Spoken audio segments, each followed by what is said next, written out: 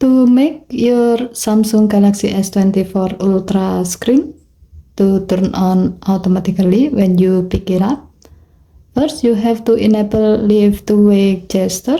To do so, swipe down the top of the screen and then tap setting icon. Scroll down the screen to find advanced features. Tap advanced features. Tap motion and gestures. And then tap the gray on option next to Leave to Wake until the switch turns blue to turn it on. When this option is on, your phone will automatically turn on the screen when you pick it up.